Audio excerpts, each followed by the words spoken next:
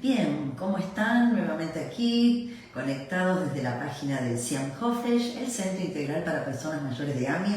Hoy arranqué unos minutitos antes, me van a saber disculpar, vamos a aprovechar para ya iniciar este taller, que bueno, la idea es, como siempre les digo, compartir un ratito el placer por la lectura, el amor por los libros y por la literatura, y tratar de que sea un rato agradable, que bueno, que se suman al vivo, pero que también después seguimos ya con el material grabado y que está dando vueltas por ahí. Me llena de orgullo que reenvíen el material, que lo difundan, porque bueno, a alguien siempre le puede gustar y le puede interesar. Bien, veníamos el miércoles pasado con Boquitas Pintadas, ¿sí? La novela que publica Manuel Puig allá por 1969, que luego va a ser llevada al cine en 1974 por Leopoldo Torres Nilsson. Y entre otras cosas, Boquitas Pintadas es un folletín. En realidad es un homenaje y una parodia al folletín popular, y siguiendo ese formato, siguiendo esa estructura, los capítulos son denominados entregas, ¿sí? Como justamente cuando hablamos de folletín, hablamos de entrega, ¿sí? El folletín o los folletines, esas historias que aparecían en periódicos, en diarios, en revistas, que continuaban, ¿sí? De alguna manera ese formato ha cambiado de nombre, ha cambiado de soporte, pero bueno, cuando hoy vemos series y vemos temporada 1, temporada 2, tantos episodios, estamos de alguna manera consumiendo, disfrutando de un contenido audiovisual donde es por entregas, ¿sí? A veces las cosas cambian de nombre, pero la idea, por supuesto, con toda la tecnología, con todos los cambios, estamos hablando de más de 60 años, que hoy tenemos a disponibilidad, pero esta idea de la entrega, de la administración del suspenso,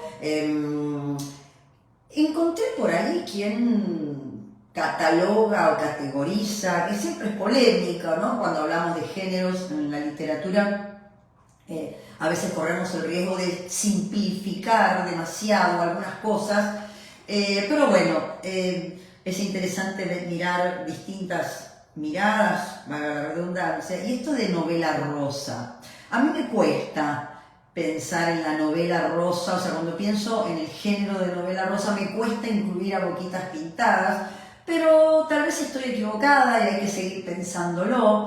Quizás algo del género de la novela rosa también hay crítica social, también se plantean cuestiones que tienen que ver con el lugar de la mujer, muchas veces la hipocresía, ¿no? El qué dirán.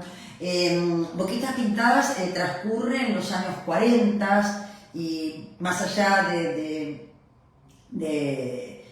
la parodia y el homenaje que recién les decía, hay algo también de una fuerte pregnancia de esos años 40, ¿no? La pequeña burguesía, el melodrama amoroso, la ampulosidad, ¿no? Las palabras rebuscadas, ¿no? Bueno, mucho de eso lo podemos ver muy cerquita en el cine nuestro, en el cine argentino, el cine del teléfono blanco y de las escalinatas, ¿no? El cine de Suri Moreno, ¿sí? Voy acá a aprovechar para saludar a Graciela y a Marta. Acá me dice Marta, claro, de novela rosa no le veo nada. Claro, a mí me pasó lo mismo, quizás sobre todo por esto de la novela rosa, que es mucho más, digamos, simple, pero después me puse a pensar que uno le puede a esa novela rosa, en las que sí, ¿no? Me acuerdo cuando analizamos alguna obra, relatos de Corín Tellado, que bueno, Corín Tellado está catalogada como novela rosa, y no faltan en los textos de Corín Tellado alusiones a cuestiones sociales. Entonces digo, bueno, a veces justamente ante obras que son bastante difíciles de definir y de encasillar, aparecen estas cosas. A mí me gusta folletín, ¿sí? Son 16 entregas, como les decía, que trae este folletín. Hay algo que tiene que ver, pensando, bueno, ¿qué es el folletín? ¿No? ¿Qué entendemos por folletín? Y hay algunas características así generales, por ejemplo, la estructura fragmentada, ¿sí? Como habíamos visto el miércoles pasado, acá Puig reconstruye una historia, pero no con una narrativa lineal, convencional, sino que va a utilizar el recurso del collage, va a agregar expedientes, cartas, ¿sí? Va a haber distintos elementos que los va a tomar y los va a llevar a esa novela. También voy a aprovechar para saludar a Edith y por supuesto a los que se vayan sumando después. Aparecen recortes de revistas, diarios íntimos, cartas, que es la estructura que estábamos viendo la vez pasada, que yo les leí algunos párrafos de esas cartas, expedientes policiales, bueno, toda ambientada en Coronel Vallejos, aunque el autor cambia el nombre, pero bueno, lo cambia tan poco que todos nos damos cuenta que se está refiriendo al Coronel Vallejos. La influencia del melodrama va a incorporar elementos de la radio, del cine, el tango, el bolero. De hecho, Boquitas Pintadas hace alusión a las boquitas rubias de New York, cabecitas perfumadas. Cada entrega va a estar, va a haber un comienzo, va a tener un epígrafe donde va a ser un tango, una partecita de la letra de un tango o de un bolero, ¿sí? De esa manera también nos mete en el imaginario de esa época, estamos hablando de los años 40. El formato de entrega, ¿no? Como decíamos, publicada inicialmente por entregas en las revistas, ¿sí? Tomando el folletín ya estaba en el siglo XIX, ¿sí? Y por supuesto el dramatismo como incluso la sobreactuación, ¿sí? Y como antes decíamos, la crítica social, a través de la polifonía, esto de tener distintas voces, distintas posibilidades de mirar lo mismo desde distinto lugar, el montaje cinematográfico. Recuerden que Puig pensaba dedicarse al cine, se formó en Roma, va a tener todo el oficio del cine y lo va a volcar en la literatura. La influencia del cine no desaparece, ¿sí? Sino todo lo contrario. Y por supuesto la crítica de la moral de provincia, la hipocresía, mostrando el contraste entre lo que era la fachada pública de alguien y la intimidad, ¿no? En este qué dirán, en esta doble vida, ¿no? En esta permanentemente un discurso distinto, el que se decía como el que se llevaba adelante en la intimidad. Los temas centrales: el deseo reprimido, la desigualdad de clases, el matrimonio como única salida, como único destino para la mujer, y el estigma social, ¿no? La solterona, ahí aparece mucho. Y bueno, por supuesto, además de recomendar la novela, también en este caso recomiendo la película, y si la viste, que la vuelvas a ver hoy, ¿no? Con la mirada que tenés hoy. Acá dice Marta, me hace acordar a Margarita Gautier. Qué bueno ese link. Margarita Gautier, la dama de las camelias, pero en versión masculina. Muy bueno. Muy bueno. Hoy va a ser un cafecito así como empecé antes. Voy a tratar de, no sé cómo estará la vuelta a casa hoy, estoy un poco desinformada de lo que está pasando afuera, así que un poquito, ya sé que minutos más, minutos menos no van a cambiar, pero bueno, la idea es poder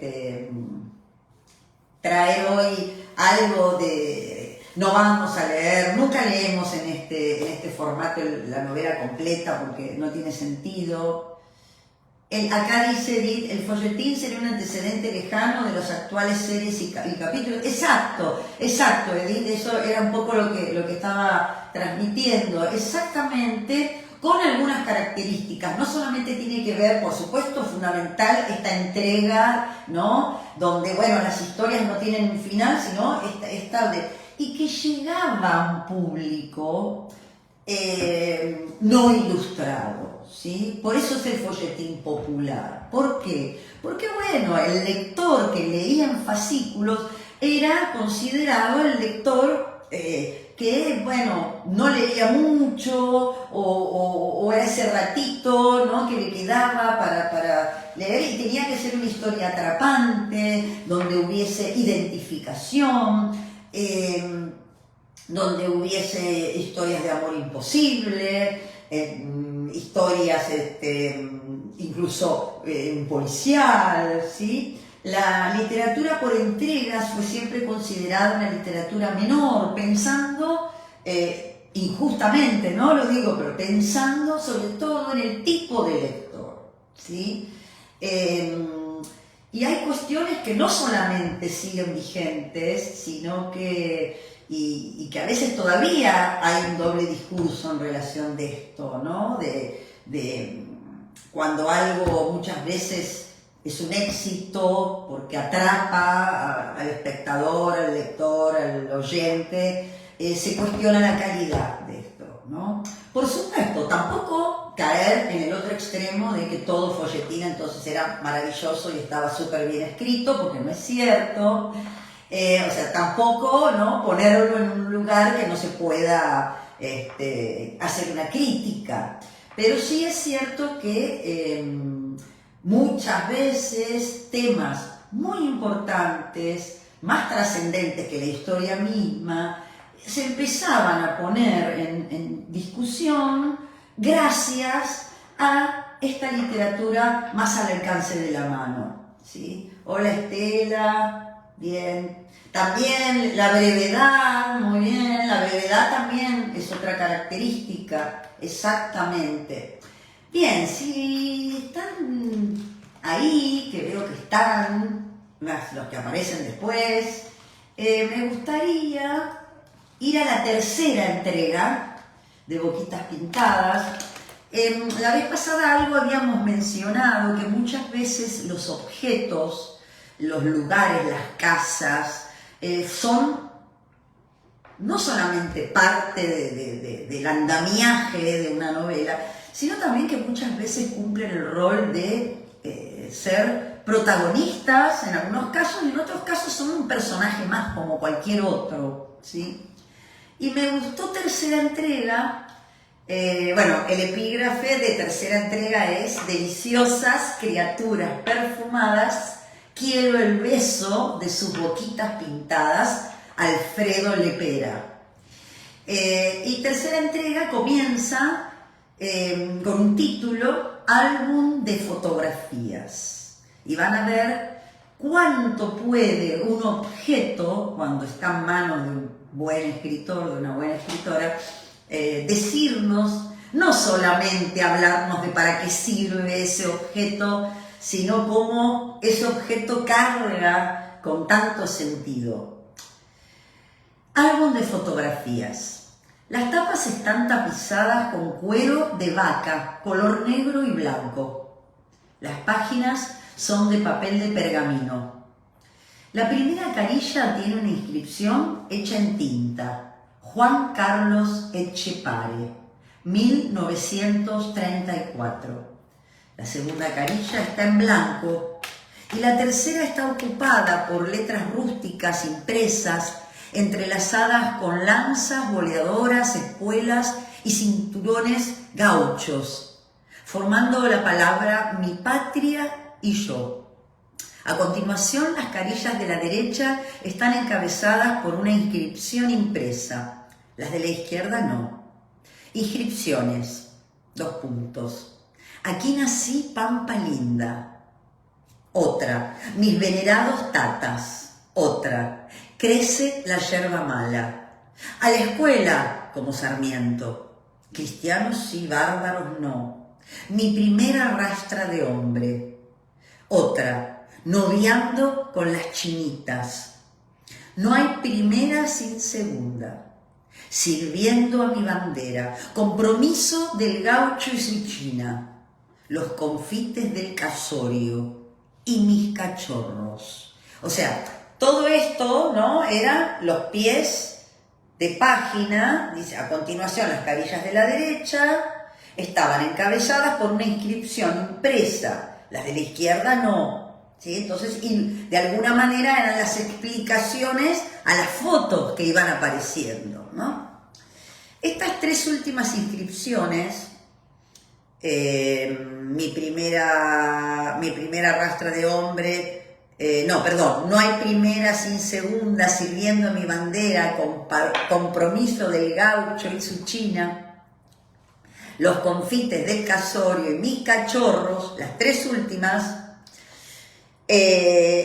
inscripciones están cubiertas deliberadamente por fotografías grandes que alcanzan a ocultar por completo las letras. Y siguiendo este criterio, las demás carillas de la derecha están todas dedicadas a las fotografías de tamaño mayor, mientras que las de la izquierda están ocupadas por grupos de fotografías de menor tamaño. Primer grupo de la izquierda, un anciano y una anciana sentados. Busto de un anciano, busto de un anciano, calle de una aldea de las provincias vascongadas, niño de meses, familia en una volanta tirada por caballo blanco. En la primera fotografía grande de la derecha vemos un niño de meses desnudo, rubio. En el segundo grupo de la izquierda, un hombre y una mujer. Él viste traje, con chaleco y levita, ella ropa oscura, larga, hasta los pies. La misma pareja con dos niños en brazos. Tres poses de la mujer del traje largo con dos ancianos y dos niños. Segunda fotografía grande de la derecha, 2 puntos. Entre un naranjo y una palmera aclimatada hay un aljibe con reja de línea simple. Sentado en el aljibe un niño de 3 años, descalzo y vestido solo con un pantalón blanco. Toma leche de un frasco con chupete, agitando las piernas. A su lado una mujer con ropa blanca, larga, sostiene en brazos a una niña de meses desnuda que juega con las numerosas vueltas del collar de la mujer. Tercer grupo de la izquierda, diferentes poses de la familia junto al mar, con ropa de ciudad y sombrilla japonesa. Tercera fotografía grande de la derecha, 2 puntos. Un jardín de pequeños canteros redondos, bordeados por un cerquillo de alambre tejido con el que se apoyan nardos y jacintos florecidos, con una palmera enana en el centro de cada cantero, semicubiertos por la figura de un niño con saco de bordes redondeados, corbata de moño bohemio, pantalón que ciñe la rodilla seguido de polainas claras, y la figura de una niña con bucles y gran moño blanco, transparente, alto en la cabeza, vestido blanco de pollera corta, abultada por enaguas. Los siguientes grupos de la izquierda, hasta terminar el álbum, pertenecen a diferentes momentos de las décadas del 20 y el 30, con la presencia frecuente de un joven de pelo castaño claro, largo, cubriéndole las orejas, figura atlética e invariable sonrisa. Las restantes carillas de la derecha están ocupadas, como se han apuntado, por una única fotografía grande, en el siguiente orden: un terreno baldío con hamacas, trapecios, barras y argollas para atletismo. Al fondo un cerco de alambre tejido y detrás algunas casas diseminadas en la llanura, yuyos achaparrados y un adolescente de pelo castaño claro apoyado en una barra, mirando a la cámara. Camisa con el cuello desabotonado, corbata y brazal de luto. Pantalón semilargo hasta por debajo de la rodilla. Medias negras largas hasta el muslo y alpargatas.